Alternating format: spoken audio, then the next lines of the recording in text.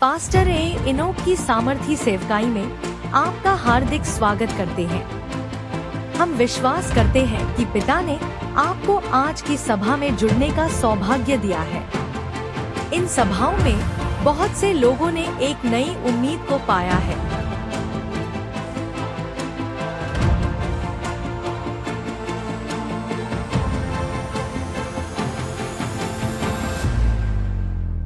बहुत से लोग छुटकारा पा चुके हैं।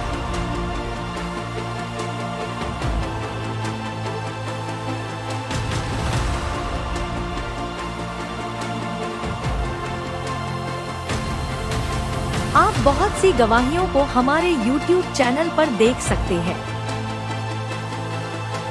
इस सेवा के ऊपर एक अद्भुत अभिषेक और शक्ति है जो बीमारियों को चंगा करती है,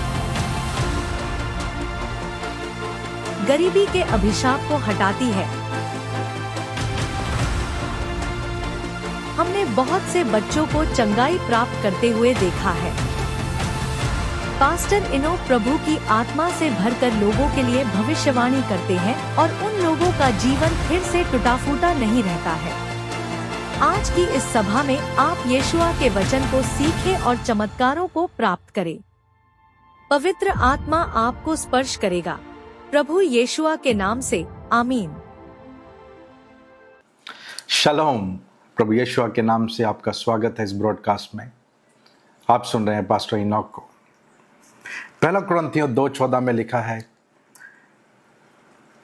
परंतु शारीरिक मनुष्य परमेश्वर की आत्मा की बातें ग्रहण नहीं करता, क्योंकि वह उसकी दृष्टि में मूर्खता की बातें हैं और ना वह उन्हें जान सकता है।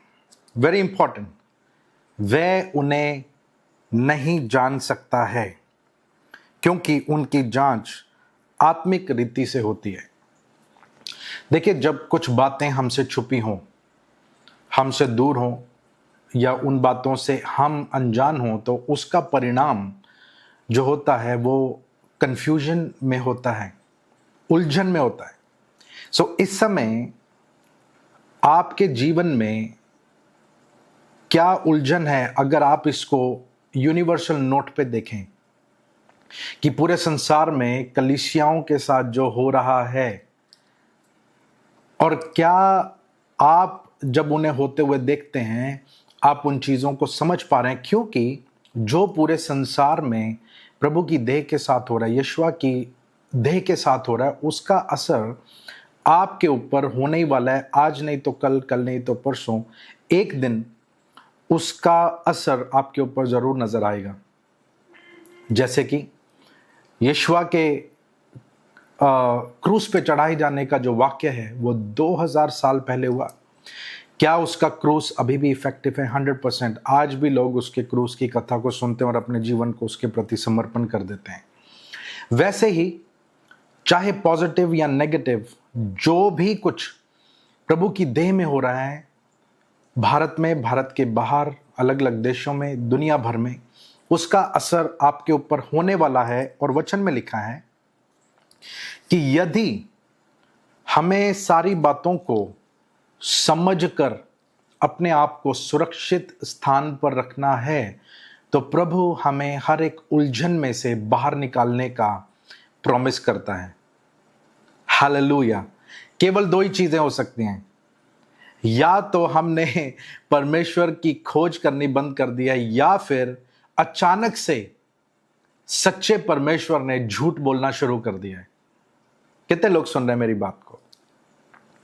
बड़ी गहरी बात है, ये सुनने की वाली बात है। या तो परमेश्वर ने झूठ बोलना शुरू कर दिया है, जो बातें लिखी गई हैं वो झूठी हैं, उनका हमसे कोई भी संबंध नहीं है, पहला।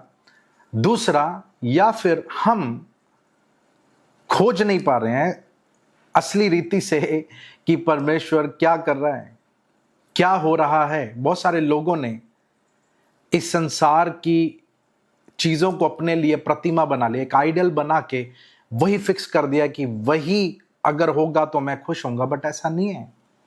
परमेश्वर का आत्मा आपको अलग समय पर अलग अलग चीजों में लेके जा सकता है, उसके लिए कि कंफ्यूजन, उलझन आपके अंदर ना रहे। आप फ्री रहें, आज़ाद रहें, चिड़चिड़ापन आपके ऊपर ना आए। और यदि आपको लगे कि आने वाला जो पल है, पवित्र आत्मा मुझे एक सक्रिय मार्ग में से लेके जाने वाला है, सक्रिय मार्ग को देखकर आप घबराहट में ना जाएं। सक्रिय मार्ग को, जो जिसे हम भीड़ा बोलते हैं, कम जिसकी चौड़ाई होती है, बहुत छोटी जगह होती है, सकरा मार्ग, अगर उसमें से भी अगर होली स्पिरिट आपको टाइम पीरियड के लिए बोलते हैं हमें जाना है, तो उसे देख के आपका मन कांपे नहीं, आप घबराए नहीं, क्योंकि परमेश्वर ने अपनी अगम बुद्धि में, अपनी अगम बुद्धि के द्वारा कुछ प्रयोजन किए हैं, कुछ योजनाओं को उसने बनाकर अपने लोगों के लिए रखा है। लेकिन शर्त ये बातें केवल आत्मा के प्रोसेस को समझ के ही समझी जा सकती हैं। Hallelujah. Not by the level of your finance, आपकी आर्थिक ऊंचाई, चौड़ाई, लंबाई उसके द्वारा नहीं, बल्कि पवित्र आत्मा आपको किस जगह पर लीड कर रहा है। और गुड न्यूज, अच्छी खबर मेरे भाइयों मेरी बहनों ये है कि परमेश्वर का आत्मा हमेशा हमें सुरक्षित स्थान पर लेकर जाता है। सुरक्षा में ही वो हमें लेके जाता है, क्योंकि परमेश्वर का जो नाम है वो सुरक्षा है। यीशुआ जो नाम है वो सुरक्षा है। और सुरक्षा केवल वो ही लोग उसका आनंद उठा पाएंगे जो लोग आत्मा के द्वारा चीजों को समझने की कोशिश करते हैं। आमीन। एक बार फिर से पढ़ देता हूं। परंतु शारीरिक मनुष्य, ये मनुष्य वो नहीं है जो शरीर में रहता है, ये व्यक्ति वो है जो शरीर की चीजों के ऊपर निर्भर होना शुरू हो चुका है। शारीरिक व्यक्ति वही होता है जिसका सोच केवल शारीरिक चीजों तक ही लिमिटेड है। जो चीजें दिखती हैं केवल उन्हीं के ऊपर वो भरोसा कर पाता है, वो शारीरिक मनुष्य है। शारीरिक मनुष्य परमेश्वर की आत्मा की बातें ग्रहण नहीं करता, क्योंकि वह उसकी दृष्टि में मूर्खता की बातें हैं। मैं आपको जहां पे आज लेके जा रहा हूं वचन में, आपको सीखना होगा, क्योंकि पवित्र आत्मा ने ये बातें मेरे ऊपर प्रकट करनी शुरू की, क्योंकि वो चाहता है कि उसके बच्चे, हम सब उससे अधिकतर लाभ प्राप्त कर सकें, मैक्सिमम बेनिफिट हमें मिलने पाए। और लिखा है क्योंकि वे उसकी दृष्टि में मूर्खता की बातें हैं और वह उन्हें जान नहीं सकता, क्योंकि उनकी जांच आत्मिक रीति से होती है। परमेश्वर हमारी मदद करता है उन चीजों को खोजने के लिए। परमेश्वर अपने मार्ग में हमें चलने के लिए अपनी आत्मा के द्वारा अगुवाई करता है, क्योंकि परमेश्वर शरीर नहीं है, वो एक आत्मा है। वचन में लिखा है he is the father of the spirits and he is a spirit. और यूहन्ना 4 में भी लिखा है कि परमेश्वर आत्मा है। तो जो आत्मा है वो आत्मिक रीति से आपकी अगुवाई करेगा। तो कई लोगों का सवाल ये रहेगा कि मैं तो शरीर में हूं, शारीरिक चीजों से घिरा हुआ हूं, तो आत्मा में क्यों? क्योंकि परमेश्वर ने जब हमारी सृष्टि की, हमें बनाया, उस परमेश्वर ने शरीर को बनाया, लेकिन वो शरीर मुर्दा था, पुतला था, उसमें कुछ भी कार्यशील चीजें नहीं थी, वो काम नहीं कर सकता था तब तक जब तक प्रभु ने अपने आत्मा को उसके अंदर ना फूंका। और बाइबल में लिखा है जब आत्मा उसके अंदर फूंका गया तो वो एक जीवित प्राणी बन गया। तो जो आत्मा है उसका नंबर हमारे शरीर में वो तीसरा नहीं है बल्कि पहला है। बहुत सारे लोग बोलते हैं हम शरीर प्राण आत्मा है, ऐसा नहीं है, हम आत्मा प्राण और शरीर हैं। आमीन। तो हमारे इस त्रिएक मनुष्य के लिए परमेश्वर ने स्वर्ग से त्रिएक सेवकाई को, 3 प्रकार की ऐसी सेवकाई को रिलीज किया है जिसको हमें समझना है। अगर हम समझ जाते हैं तो हमारा भला होगा, हमारे लिए अच्छा हो जाएगा। और अगर हमें समझ नहीं आता है तो हम लगातार उसी प्रेशर का, उसी डिप्रेशन का हिस्सा बनते जाएंगे जो शत्रु बहुत ही दलेरी के साथ इस जगत में लेके आ रहा है। आमीन। सो हमें बाहर निकलना है। आमीन। हमें बाहर निकलना है, हमें ज्ञान प्राप्त करना है, ताकि हम उन चीजों के ऊपर वैल्यू लगाना शुरू करें, हम उन चीज़ों को बहुत ही साफ सुथरे से देखना शुरू करें जो परमेश्वर ने हमारे लिए रखी हैं। तो पहली बात आपको समझना है कि पिता परमेश्वर, पिता पुत्र पवित्र आत्मा, ये त्रिएक परमेश्वर की जब हम बात करते हैं तो बहुत सारे लोगों को समझने में मुश्किल होती है कि ये तीन क्या है, तीन क्यों है, क्या है। देखिए, ये एक अलग विषय है जिसके ऊपर हम अवश्य बात करेंगे, लेकिन आज जो मैं आपसे बात कर रहा हूं कि इन तीनों की सेवकाई में हमें क्या क्या मिलता है और कैसे हमें इन तीनों सेवकाइयों का विरोध नहीं करना है। अगर हम विरोध करते हैं तो इसमें किसी का भी नुकसान नहीं होने वाला है, बल्कि उसका जो इसका विरोधी होगा, क्योंकि वचन में लिखा है परमेश्वर ने सारी सेवकाई को अपने लोगों की बढ़ोतरी, अपने लोगों की उन्नति, अपने लोगों को सक्षम करने के लिए बनाया है। आमीन। पहला हम देखते हैं कि परमेश्वर पिता जो सर्वशक्तिमान है, उसकी सेवकाई हर एक व्यक्ति के लिए उसकी सेवकाई है। उन लोगों के लिए भी पिता की सेवकाई है जिनसे आप नफरत करते हो। ये सेवकाई उन लोगों के लिए भी है पिता की ओर से जो आपकी फेवरेट लिस्ट में नहीं है।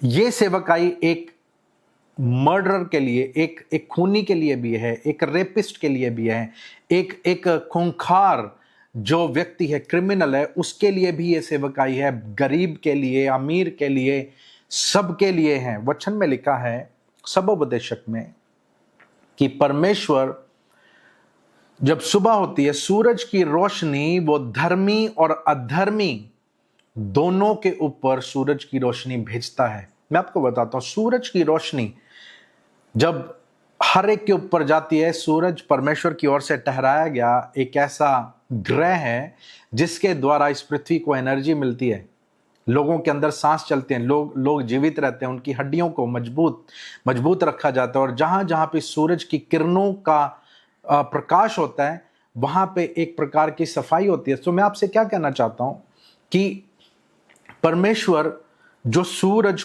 जिसने सूरज को बनाया और वो सूरज से बहुत बड़ा है, उसकी कृपा केवल सूरज तक ही सीमित नहीं है, बल्कि हम देखते हैं कि एक सूरज की उदाहरण को, कि सूरज की रोशनी कैसे लोगों तक पहुंचती है, चाहे वो धर्मी है, अधर्मी है, कैसे भी क्यों ना हो, क्या उनका धर्म है, क्या उनकी जात है, वो कहाँ पे रहते हैं, कौन से देश में रहते हैं, क्या उनका काम है, क्या धंधा है, हर एक व्यक्ति के ऊपर सूरज जब प्रकाशमान होता है, ये इस बात का प्रूफ है कि परमेश्वर अपनी कृपा को लोगों के लिए ठहराता है। फॉर एग्जाम्पल, जब पिता ने यशुआ को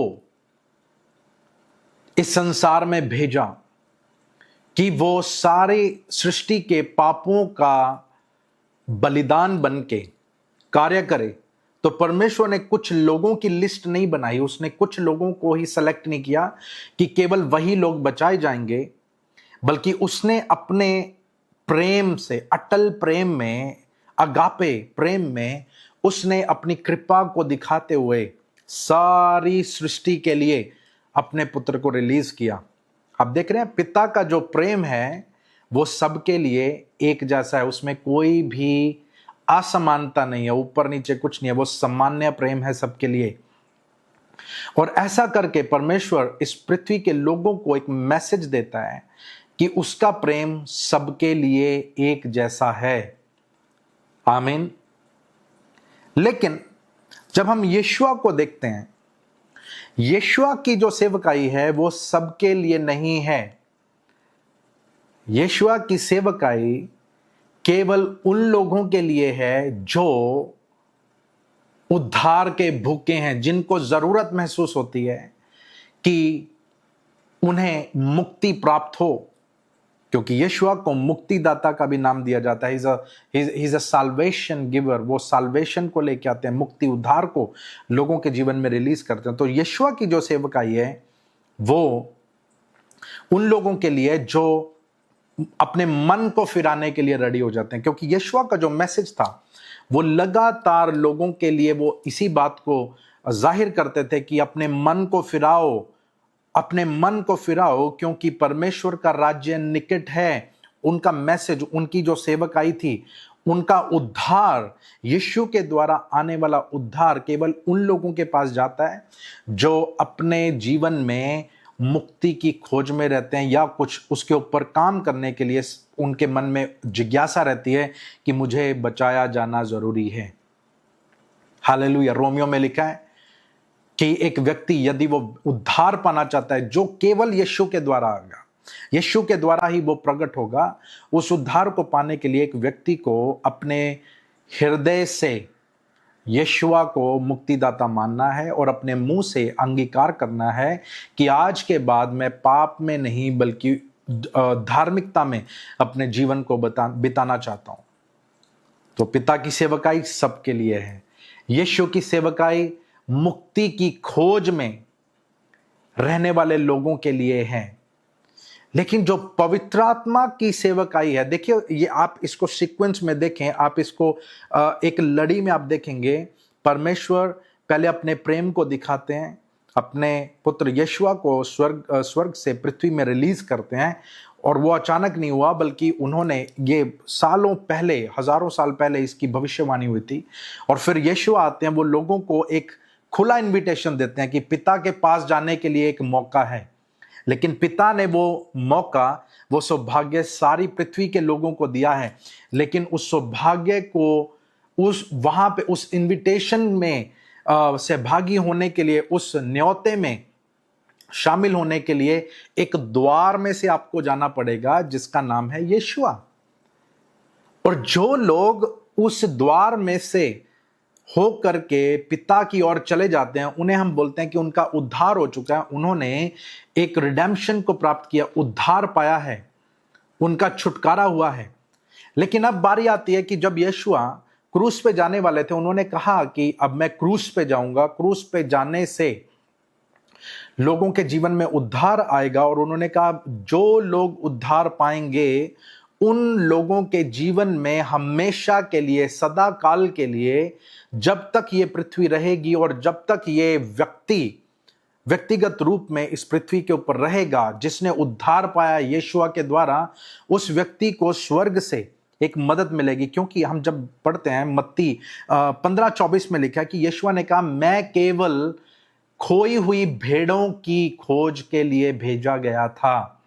तो जो लोग खोए हुए हैं और उनका मन करता है कि वो घर वापस आए, खोई हुई भेड़ है, उन्हें लगता है कि वो वापस अपने बाड़े में, अपने चरवाहे के पास आए, तो वो वापस आने का रास्ता केवल यीशु है। लेकिन अब जब वापस आ चुके हैं, उनकी मुरम्मत के लिए, उनकी देखभाल के लिए, उनकी गाइडेंस के लिए, क्योंकि बहुत सारे लोग जब परमेश्वर से दूरी बना के दूर चले जाते हैं, they lose the sense of God, परमेश्वर की समझ उन्हें भूल जाती है, परमेश्वर उनके विवेक में से निकल जाता है, बार बार उन्हें याद करवाने के लिए। क्योंकि एक बार मैंने एक स्टोरी को सुना था, और वहाँ पे उन्होंने कहा कि एक कुत्ता था, उसके मालिक ने पूरी जिंदगी उस कुत्ते को एक चेन के द्वारा या एक रस्सी के द्वारा खूंटी के ऊपर हमेशा बांध के रखा। लेकिन जब उसके नए मालिक ने पुराने वाले मालिक से इस कुत्ते को खरीद लिया, और नया वाला मालिक जो था वो बहुत ही ज्यादा दयावान था, वो इस कुत्ते से प्रेम करता था, वो चाहता था कि वो इसके साथ खेले, इसके साथ वो खेले और उसकी भावनाओं को समझे। लेकिन उसने इसकी शुरुआत करने के लिए सबसे पहले उसने उस जानवर के गले में से पट्टी को हटा दिया, उसे आजाद छोड़ दिया। लेकिन चौंकाने वाली बात यह थी कि ये जो कुत्ता था, ये जानवर था, जो परमेश्वर की सृष्टि है, उसको कोई भी इंटरेस्ट नहीं है कहीं पे जाने के लिए, कुछ नहीं कर रहा है, वो वहीं पे बैठा हुआ है, उसी खूंटी के चारों ओर वो बैठा हुआ है। मालूम है क्यों? क्योंकि सालों साल उस बंधुआई में रहने के बाद उसे अभी ये यकीन हो चुका है कि वो कभी आजादी के लिए बनाया ही नहीं गया था, उसका निर्माण कभी भी छुटकारे के लिए नहीं हुआ था, उसका निर्माण, उसकी बनावट, उसका जन्म, उसका इस पृथ्वी के ऊपर आना इस बात के लिए नहीं हुआ था कि वो अपनी मन मर्जी से कुछ भी कर ले। उसे महसूस होने लगा कि वो बैठने के लिए ही उसका चुनाव हुआ है, वो बैठा ही रहेगा, वो उसी जगह पे रहेगा। लेकिन कुछ समय बीतने के बाद नए मालिक के प्रेम के द्वारा, नए मालिक की ट्रेनिंग के द्वारा, नए मालिक की गाइडेंस के द्वारा, नए मालिक के द्वारा जो फीड, जो डाइट इस डॉग को मिलने लगी, उससे उसकी मेंटल स्टेटस जो था वो वापस आने लगा। आपने सुना रहेगा उड़ाऊ पुत्र की स्टोरी में हम देखते हैं, उड़ाऊ पुत्र जो था वो इतना मेंटली अपसेट हो गया कि वो सुअरों के बीच में रह करके उसे लगने लगा कि शायद वो भी सुअर है और वो सुअरों का खाना खाने लगा। देखिए, आप में से बहुत सारे लोग हैं, आपने उद्धार पा लिया, आप यीशु को जानते हैं, लेकिन अभी तक आपने पवित्र आत्मा की सेवकाई जो उद्धार पाए हुए लोगों के लिए ठहराई गई है, उसका अगर आपने फायदा नहीं उठाया है तो आप उसके छुटकारे के, मैं मानता हूं, बहुत ही महत्वपूर्ण भाग को आप खो चुके हैं। उसके लिए आपको पवित्र आत्मा की मदद की जरूरत है। तो परमेश्वर की सेवकाई पूरे जगत के लिए, यीशु की सेवकाई मुक्ति की खोज में जो लोग हैं उनके लिए, लेकिन पवित्र आत्मा की सेवकाई उन लोगों के लिए जिन्होंने अब आजादी पा ली है, लेकिन अब उनकी मुरम्मत होनी जरूरी है। क्योंकि वचन में लिखा है कि वो पवित्र आत्मा आएगा, वो तुम्हें बातों को याद करवाएगा। कौन सी बातें? तुम्हारी आजादी की बातें, तुम्हारी विरासत के बारे में वो तुम्हें इंट्रोड्यूस करेगा। और उसी पवित्र आत्मा के द्वारा जिन भी चीजों की तुम्हारे जीवन में तुम्हें जरूरत होगी, वो पवित्र आत्मा अपनी अलौकिक सामर्थ के द्वारा कार्य करेगा। सो जो पवित्र आत्मा की जो सेवकाई है वो उद्धार पाए हुए भूखे लोगों के लिए, जो उद्धार पाके अब दूसरे जगह पर नेक्स्ट स्टेप पे जाना चाहते हैं। हालेलुया। उसकी उदाहरण मैं आपको देता हूं। यीशुआ परमेश्वर का पुत्र है, यीशुआ के द्वारा बड़े बड़े काम हो रहे हैं, लेकिन यीशुआ फिर भी पिता की उपस्थिति के लिए भूखे हैं। रात को वो दुआ करने जाते हैं, सुबह वो दुआ करने जाते हैं, गीत गाते हैं, आराधना करते हैं, उसकी खोज में रहते हैं। और बपतिस्मा पाने के बाद, आज हम देखते हैं बपतिस्मा पाने के बाद लोग इतना उत्तेजित हो जाते हैं, कुछ भी करने के लिए तैयार हो जाते हैं। लेकिन यीशुआ ने पिता के स्वर्गीय पुत्र होने के नाते, इस पृथ्वी के ऊपर सारा अधिकार प्राप्त होने के नाते, फिर भी उन्होंने ये प्रण लिया कि यीशुआ अब बपतिस्मा पाने के बाद जंगल में 40 दिन उपवास करने के लिए जाएंगे और सीखेंगे, पवित्र आत्मा से भरेंगे। आप देखिए कि पवित्र आत्मा से भरना बहुत ही ज्यादा इंपॉर्टेंट, बहुत ही महत्वपूर्ण कार्य है। केवल विश्वासी बन जाना, बपतिस्मा ले लेना और चर्च जाना, ये सारी बातें के मात्र नहीं है। इनके बिना भी आपको पवित्र आत्मा की सेवकाई की जरूरत है। तो पवित्र आत्मा की सेवा जो है वो भूखे लोगों के लिए होती है। अब पवित्र आत्मा कार्य कैसे करता है? पवित्र आत्मा कार्य अपने दासों के द्वारा करता है, उन लोगों के द्वारा करता है जिन्होंने पवित्र आत्मा को ये परमिशन दी है, ये उन्हें अधिकार दे दिया कि उनके शरीरों को, उनकी जिंदगी को पवित्र आत्मा इस्तेमाल करे। देखिए, शत्रु का प्लान है कि आप परमेश्वर की संपूर्ण उद्धार का आप आनंद ना उठा पाएं। इसीलिए आप देखते हैं पवित्र आत्मा के द्वारा जो चौंकाने वाले काम, बड़े बड़े मौजे, बड़े बड़े काम पवित्र आत्मा कर रहा है। आज हर एक न्यूज चैनल उन चमत्कारों की निंदा करता है। न्यूज चैनल तो करेंगे क्योंकि उन्हें ये बातें समझ नहीं आती, क्योंकि वचन में लिखा है 1 कुरिन्थियों 2:14 में कि शारीरिक मनुष्य इन बातों को समझ नहीं सकता। लेकिन मैं आपको बताता हूं, यहां तक कि एक कलीसिया दूसरी कलीसिया की निंदा करता है उन कामों के लिए जो पवित्र आत्मा उन लोगों के बीच में करता है। मैंने बड़े बड़े प्रचारकों को एक दूसरे के विरुद्ध इन बातों की टिप्पणी करते हुए सुना है। जो उसके चर्च में हो रहा है वो बोलते हैं वो फेक है, जो मेरे चर्च में हो रहा है वही रियल है।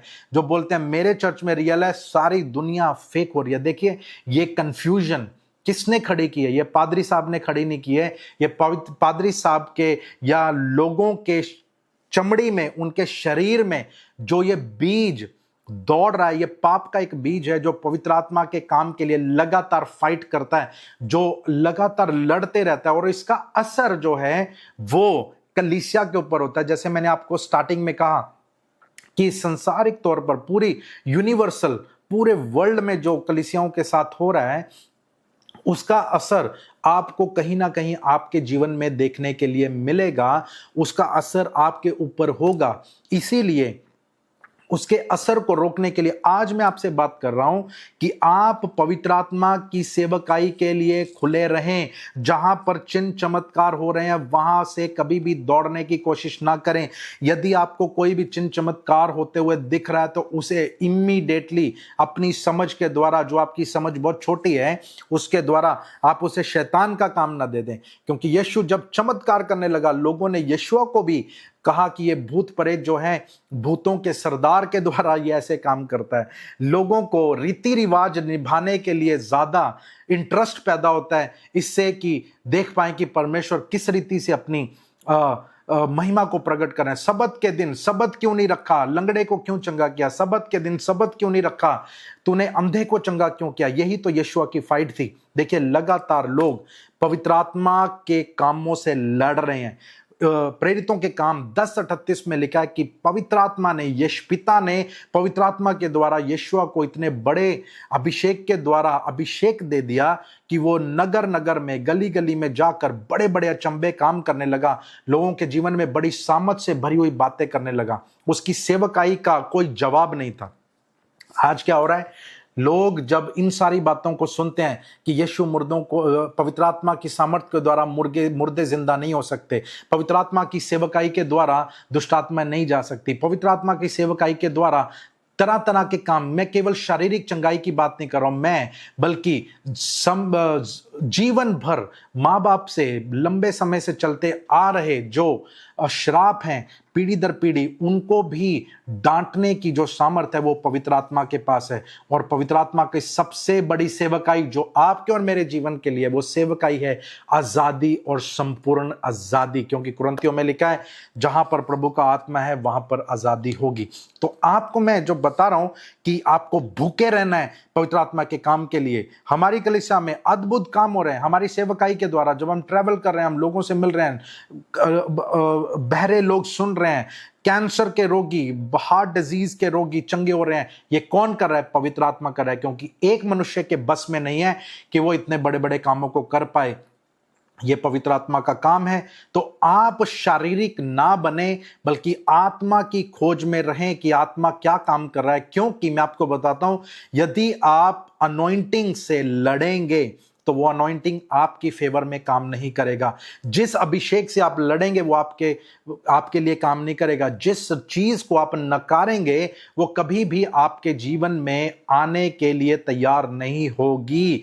तो ये पवित्र आत्मा का एरा है, ये पवित्र आत्मा का युग है। पवित्र आत्मा जो बड़े बड़े अचंभे कार्य करने वाला है, उससे बहुत सारे लोग घबराने वाले हैं, बहुत सारे लोगों के पैर कांपने वाले हैं, बहुत सारे लोगों को उठाकर हो सकता है आपके ऊपर कोई कोर्ट केस डाल दिया जाए, आपके ऊपर कोई इल्जाम लगा दिया जाए, क्योंकि लोग समझ नहीं पा रहे हैं कि ये पवित्र आत्मा क्या कार्य कर रहा है बड़े बड़े काम करने के लिए। बहुत सारे लोग, मसीहों को मैं देखता हूं, वो इसी बात में अपने लोगों के विरोधी बन जाते हैं। वो कहते हैं क्योंकि प्रभु में आने के बाद हमारे ऊपर कोई इल्जाम नहीं लगना चाहिए, हमारी कोई निंदा नहीं करना चाहिए। अरे मेरे भाई, मेरी बहन, जब तू यीशुआ के पीछे चलेगा, चलेगी, पूरा संसार तेरा विरोधी होने वाला है। जब तू उसके बड़े बड़े कामों को अपने जीवन में होते हुए देखेगी, संसार तुझे सवाल पूछने ही वाला है कि तेरे द्वारा क्यों हो रहा है। तब तू इन बातों का जवाब देने के लिए तैयार रहना कि हम पवित्र आत्मा के एरा में हैं, हम पवित्र आत्मा के युग में हैं, और यहां पर ऐसे कामों का होना यह स्वाभाविक बात होने वाली है। आमीन। सो पिता ने सबको अपनी कृपा दी है। यीशुआ ने उन लोगों को उद्धार दिया है जो उसके पास आए, और पवित्र आत्मा की सेवकाई केवल उन लोगों के लिए जो भूखे हैं। अगर आप भूखे हैं, अगर आप उसके प्यासे हैं, आप चाहते हैं कि पवित्र आत्मा के कामों को लगातार आप एक्सपीरियंस करते रहें, तो भागो उन लोगों से जो पवित्र आत्मा के कामों की निंदा करते हैं। भाग जाओ उन कलीसियाओं से जो पवित्र आत्मा के कार्य के विषय में तर्क वितर्क करते हुए अपनी बुद्धि को वहां पे लगाते हैं। भागो उन लोगों से जिनकी कलीसिया में पवित्र आत्मा की नहीं बल्कि घड़ी की सबसे ज्यादा वैल्यू है। भागो उन लोगों के संबंध से जो पवित्र आत्मा से ज्यादा लोगों के चेहरों को पढ़ना जानते हैं। भागो ऐसी संगति से जहां पर पवित्र आत्मा की वैल्यू नहीं बल्कि उन लोगों की वैल्यू है जिनकी कोई भी आत्मिक वर्ल्ड में कोई भी बुक्कत नहीं है, वो कुछ नहीं कर सकते हैं इस आत्मिक संसार के लिए। Are you understanding? इसीलिए उस कलीसिया का भाग बने रहें जहां पे लोग फ्रीडम के खोजी हैं, जहां पे लोग। और इस रविवार मैं बहुत चौंक गया क्योंकि इतने सालों में पहली बार मेरे पास कोई आया, पहली बार नहीं बल्कि बहुत महीनों और सालों के बाद कोई मेरे पास आया जिसने मुझे कहा हो कि पास्टर जी आप मेरे लिए प्रार्थना करिए क्योंकि मुझे पवित्र आत्मा के वरदानों में चलना है। ओ वाह, हालेलुया। और ये पवित्र आत्मा के वरदान उसने लोगों के दिए हैं। पास्टरों की निंदा ना करो, प्रभु के सेवकों की निंदा ना करो, किसी की सेवकाई को बंद कराने के पीछे मत पड़े रहो, किसी की सेवा को खत्म करने का निर्णय मत ले लो, किसी पास्टर को बर्बाद करने के बारे में मत सोच लो, किसी कलीसिया को आप जड़ से मिटा देंगे, आप खत्म कर देंगे, ऐसे विचारों को ना करें क्योंकि ये सारे काम पवित्र आत्मा के कार्यशील पावर के विरुद्ध हैं। क्योंकि वही तो हर एक कलीसिया में कार्य कर रहा है,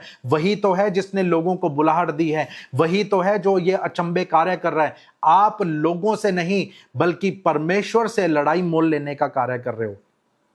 हालेलुया, हालेलुया। अगर किसी चीज को हम समझने में तैयार नहीं है, हमें समझ नहीं आ रहा है, तो हम उसके लिए लड़ना भी हमारे लिए अच्छी बात नहीं है। हालेलुया। तो इसीलिए यदि भविष्यवाणी का वरदान किसी के द्वारा कार्य कर रहा है, कभी भी उस भविष्यवाणी के वरदान से बेनिफिट लेने के लिए ना कतराएं। हालेलुया। अगर किसी के द्वारा चंगाई का वरदान कर रहा है तो उस वरदान से बेनिफिट लेने के लिए कभी भी ना दौड़े, ना कहें कि मैं तो घर में बैठ के कर लूंगा, परमेश्वर को जब करना रहेगा कर लेगा। पवित्र आत्मा लोगों के द्वारा अपने वरदानों को कलीसिया के ऊपर न्यौछावर कर रहा है। पवित्र आत्मा अपने दासों के द्वारा इन वरदानों को लोगों में प्रकट कर रहा है ताकि कलीसिया सुखी हो जाए, कलीसिया स्टेबल हो जाए, कलीसिया कंफर्ट में आ जाए। आमीन। आपको मैं बताना चाह रहा हूं लास्ट में, धोखा ना खाएं, ये बुरे दिन है, ये बुरे दिन है, ये बुरे दिन है, ये बुरे दिन हैं जहां पर पवित्र आत्मा की अनॉइंटिंग के विरुद्ध बातें होंगी। हो सकता है आपकी लीडरशिप भी इस बात से मुंह बना ले कि आप क्यों वरदानों को प्रैक्टिस कर रहे हो, क्यों नहीं करेंगे। वरदान हमारे खुद के बेनिफिट के लिए नहीं बल्कि ये वरदान प्रभु की देह को सक्षम करने के लिए, प्रभु की देह को मजबूत करने के लिए, प्रभु की देह में बेदारी को लाने के लिए हैं। Hallelujah, praise the Lord. मैं आपके लिए दुआ करूंगा, दिए हुए नंबर पर मुझसे कांटेक्ट करें, हम आपकी मदद करेंगे। और आप देख रहे हैं पास्टर इनॉक को। God bless you.